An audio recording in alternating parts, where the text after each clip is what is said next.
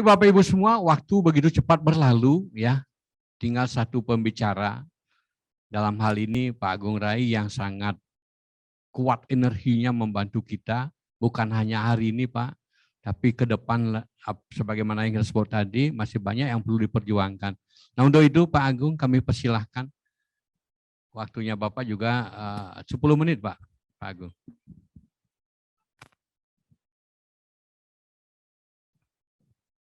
Jadi izin Niki, pertanyaan sudah banyak sekali, Bapak-Bapak jangan pergi dulu karena ini pertanyaannya menyebar kemana-mana Pak.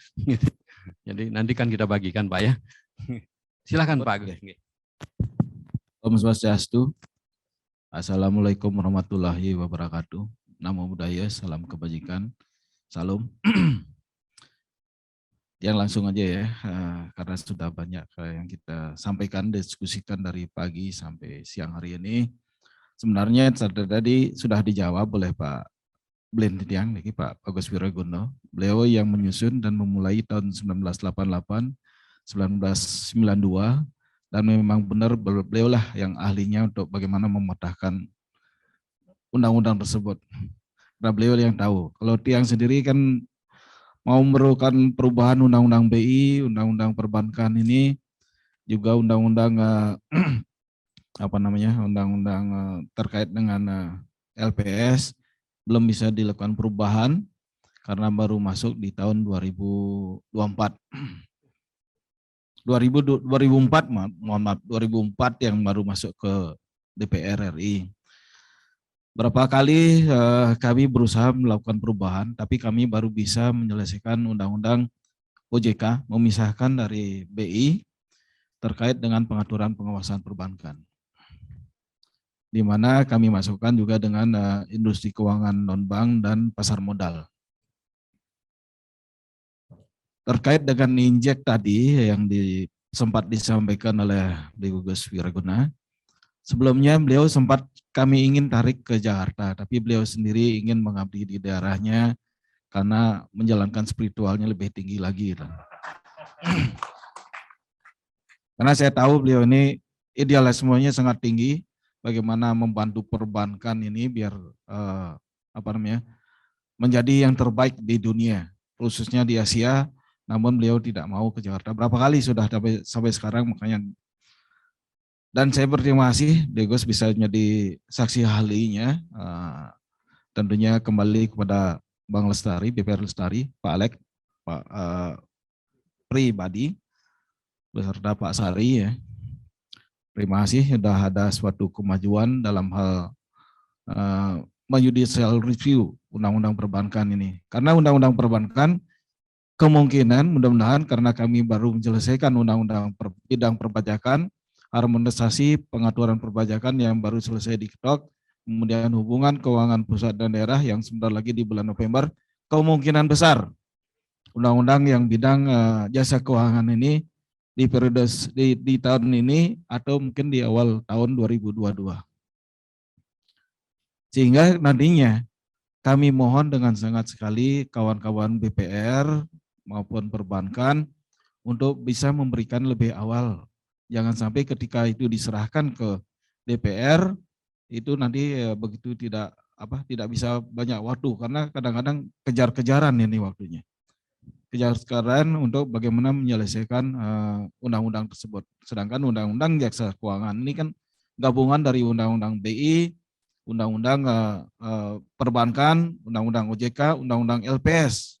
Ini kan kemudian mungkin pasar modal juga ikut dievaluasi dan juga asuransi. Nah ini banyak sekali akan menjadi seperti omnibus law yang cipta kerja. Dan omnibus law tentang KUP yang sudah dirubah menjadi undang-undang harmonisasi pengaturan perpajakan. Kemudian masalah injek tadi yang sempat disinggung sama Bli Bagus, ini yang rasanya sudah masuk di pencegahan dan penanganan krisis sistem keuangan (PPKSK). Kemungkinan besar di situ bagaimana kami meminta 4 lembaga ini, Kementerian Keuangan selaku ketua koordinator, kemudian BI, OJK, dan LPS mencegah jangan sampai terjadi krisis ya tidak terjadi krisis, satu tidak dicabutnya sebuah perbankan. Dan BPR ini kemarin sesuai dengan kesepakatan kita rapat di mana tadi di Nusa Indah, itu sudah kami sampaikan kepada OJK dan saya berterima kasih pada OJK sudah bisa ditindaklanjuti, jangan sampai dilakukan pencabutan kawan-kawan BPR di dalam situasi krisis seperti sekarang ini. Intinya kan itu kemarin yang paling penting. Kalau satu saja kita dicabut pada situasi krisis ini akan merembet semua. Tetapi satu yang hari ini kita berterima kasih pada Pak Alek membangunkan bahwa BPR sudah bisa berhasil judicial review. Dan sebenarnya judicial review ini, JR ini bisa disiasati. Pak Sari harusnya koordinasi sama saya, sama Pak Mustafa. Kalau Pak Misbahkun kan beliau tidak punya BPR, Pak. Kalau Bapak bisa kontak saya bisa menyiasati di dalam, saya bisa hadir, Pak. Kalau tidak saya, Pak Mustafa bisa hadir, Pak. Pak Mustafa itu yang benar-benar memiliki BPR, saya sama Pak Mustafa, teman kami yang dari Jawa Tengah. Beliau salah satu pengurus Perbarindo di Jawa Tengah juga, mantan Bupati Kudus. Nah ini kalau besok-besok ada judicial review seperti itu, cepat koordinasi beritahu Pak Ketua atau Pak Sekjen, Pak Agung ini mau ada kami judicial review, pasti kami undang-undangnya, kalau dengan BPR pasti kami bela. Nggih, harus menyiasati seperti itu Pak. Kalau enggak nanti kalau teman yang lain disuruh kan nggak tahu masalah bagaimana BPR ini Pak. Nggih, nggak tahu. Kalau ditanya Bank Umum ya banyak teman-teman di Komisi 11 Pak. Banyak yang memiliki kalau Bank Umum. Tapi kalau BPR cuma 2 orang yang memang selaku pemilik dan juga selaku pengurus. Nah ini mohon disiasati. Saya titip dari sekarang kalau ada hal-hal terkait dengan judicial review ke MK, itulah kita mensiasati. Saya bisa kalau Pak kasih tahu satu minggu, saya bisa ngomong dengan teman-teman balik. Mohon saya diwakili untuk menugaskan untuk berbicara di MK. Saya sudah sering berbicara mewakili Komisi 11 Pak. Kadang-kadang saya bicara minta kalau pas ada undang-undang BPK yang di judicial review, kebetulan yang saya ikut membahas undang-undang tersebut, saya langsung bisa hadir. Nah, itu salah satu mensiasati pada kawan-kawan Bapak Ibu sekalian. Kemudian tadi katanya masalah DJK ALN ini saya rasa sudah ada suratnya karena sudah ada di surat dirjennya, dan itu kalau belum selesai mungkin saya bisa langsung kontak yang bersangkutan Pak Dirjennya karena semua kebetulan di Komisi 11 masalah keuangan Kementerian Keuangan masih bisa saya bicarakan dengan kementerian yang terkait Pak. Baik pun BI maupun OJK, dan kita bersyukur OJK setelah kami dengar dari kawan pengusaha ya, khususnya yang terkait dengan Bank Umum dan juga BPR itu diperpanjang restrukturisasinya, walaupun baru wacana, tapi saya minta wacana menjadi sebuah aturan, karena wacana tidak boleh ditarik. Karena Pak Wimbo sudah menyatakan restrukturisasi akan diperpanjang sampai 2023. Tadi saya tanya sama Pak Arya, POJK-nya masih mungkin akan segera keluar baru sosialisasi.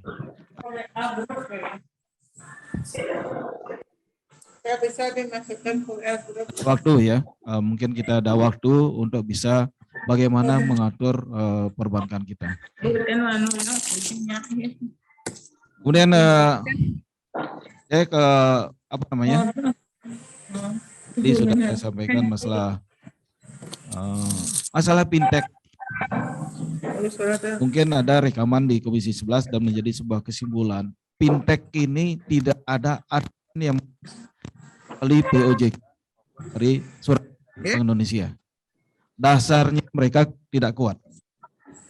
Saya katakan bahwa perbankan ini yang terdiri, yang resmi diatur dalam undang-undang adalah Bank Umum, BPR, BPRS.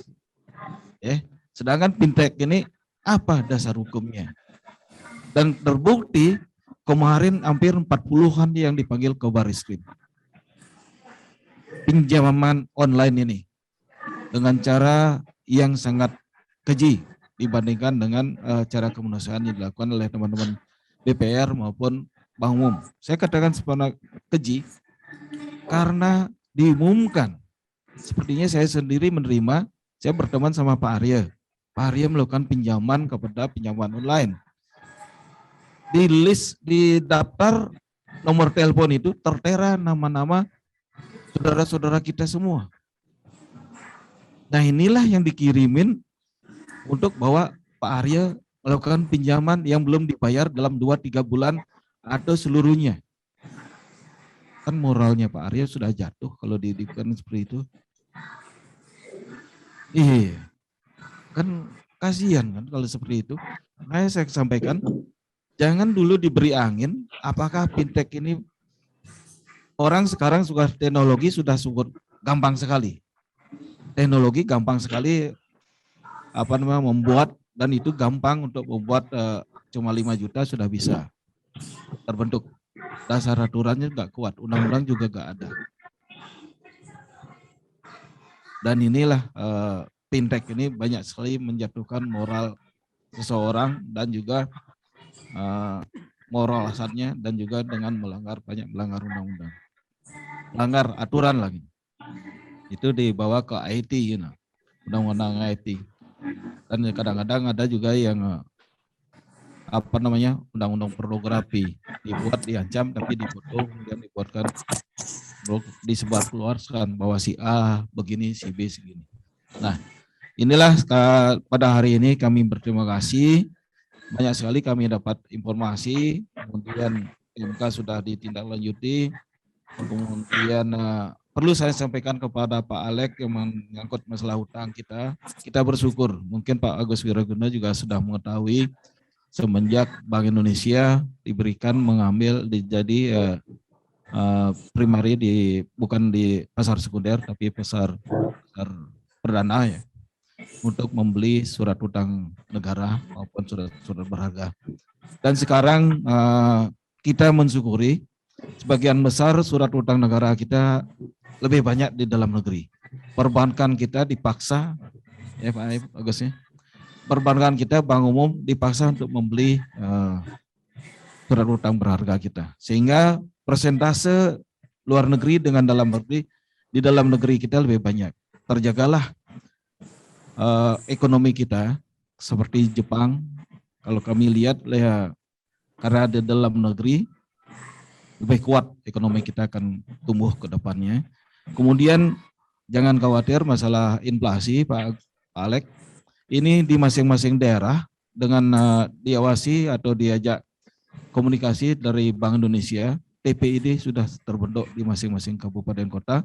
Setiap provinsi langsung kanwil-kanwilnya langsung bergerak. Apabila ada perubahan inflasi, kenaikan yang melonjak, BI pasti langsung bergerak. Dan ini sudah kami buktikan semenjak adanya pembentukan TPID dan semenjak di BI ini sudah terpisah pengaturan pengawasan perbankannya, BI di sistem pembayaran dan falas ya. Oke. Dulu 3 tugas utamanya, sekarang cuma 2. Maka dari itu TPID kami perkuat, kami dorong agar bagaimana inflasinya tidak melonjak-melonjak seperti dulu. Dan kita bersyukur TPID ini bisa menjaga inflasi kita tidak terlalu jauh tinggi. Dan samping itu burden sharing dari Bank Indonesia ini pun suatu hal yang sangat bagus bagi kami untuk menjaga sirkulasi daripada uang kartal kita. Dan ini pun menjadi suatu kewajiban dari Bank Indonesia sampai tahun 2022 untuk menjaga moneter kita. Kita bersyukur bisa kami dari DPR bisa meminta Bank Indonesia untuk bagaimana menjaga perputaran keuangan kita moneter, utamanya uang kartal, dan bisa sampai saat sekarang bisa masih diatasi. Dan kita lihat dan kita bersyukur fluktuasi daripada nilai tukar rupiah juga tidak terlalu tinggi.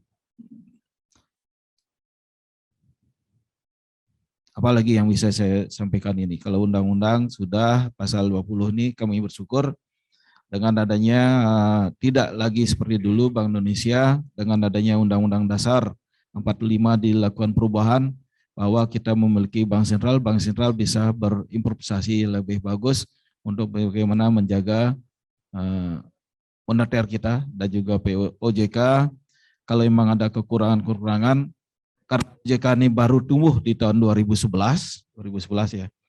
2011 tentunya banyak sekali kekurangan dan kami pun terus meminta agar jangan BPR ini tugasnya tidak langsung tugasnya hanya membuat laporan. Pekerjaan yang rutin yang harus mereka lakukan bisa dikerjakan dengan baik. Laporannya paling tidak mohon beli Gus Wiraguna memberikan sebuah gambaran biar bisa kami juga mendiskusikan dengan OJK bagaimana BPR ini tetap pada prudensialnya tetap terjaga, tapi laporan ini jangan seperti bank umum. Karena kalau ini pekerjaan BPR, kerjanya juga membuat laporan, kerjaan yang utama mereka menyalurkan atau mencari tugas utama mereka, ini akan berkurang. Nah ini kami minta bagaimana BPR dibuatkan sebuah laporan yang simpel, tapi tetap prudensial. Nah ini kalau bank umum wajar karena dia diberikan kesempatan ke seluruh Indonesia. Sedangkan kalau BPR kan masih terbatas dengan ketentuan-ketentuan tertentu di kecamatan, di kabupaten, dan di ibu kota provinsi dengan modal tentunya. Nah ini mohon menjadi dan juga mungkin sudah ada seperti pengaturan buku 1, buku 2, buku 3, buku 4 untuk BPR sudah ada ya. Nah ini juga agar bagaimana Pak Arya bisa mengusulkan agar ini pertama untuk membuat laporan ini yang simpel tapi tetap prudensial dan tetap diberikan guidance. Jangan sampai namanya pengawas wajar aja mencari kesalahan, tapi kesalahan itu pun harus bisa diarahkan beginilah. Kalau Arya sendiri sudah memberikan, tapi kan petugas-petugas pengawas yang lain terlalu ketat dengan aturan, tapi berikanlah mereka bagaimana jalan keluarnya.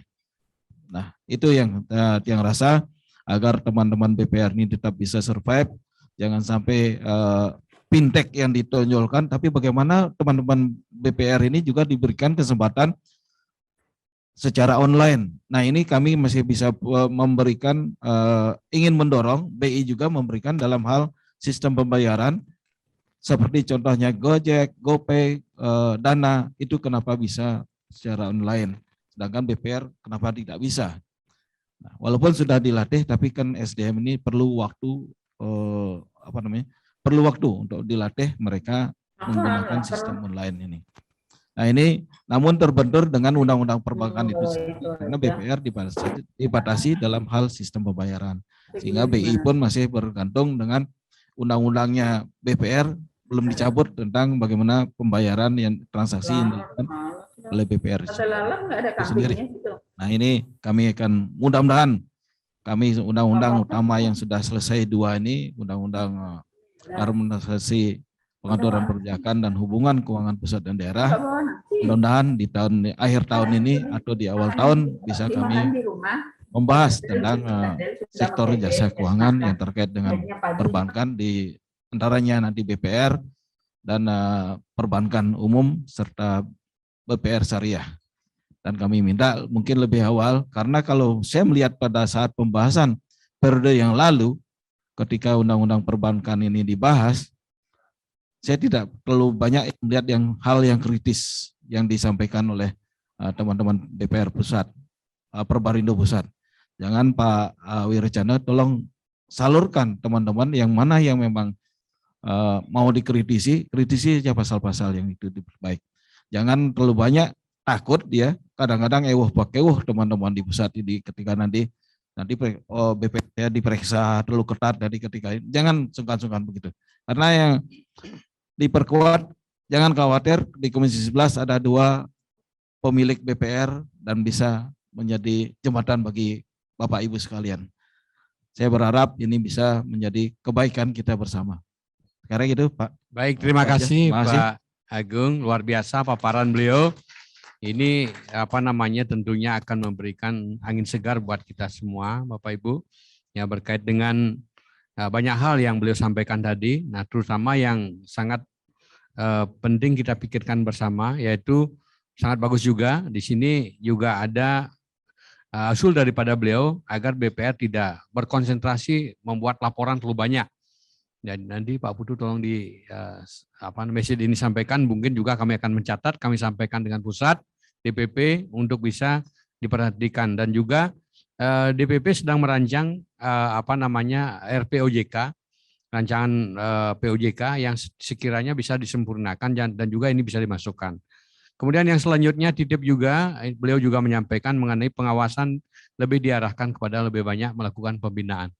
Jadi tidak melakukan eksekusi yang menimbulkan seperti sekarang ini Bapak Ibu, yang kita lihat adalah koreksi-koreksi yang menimbulkan kerugian besar. Angka merah ini juga akan menimbulkan risiko reputasi daripada BPR yang tentunya akan menghambat gerak langkah beliau manakala reputasinya menurun. Nah, ini menyebabkan reputasi juga akan turun. Jadi angkanya merah, reputasi akan turun.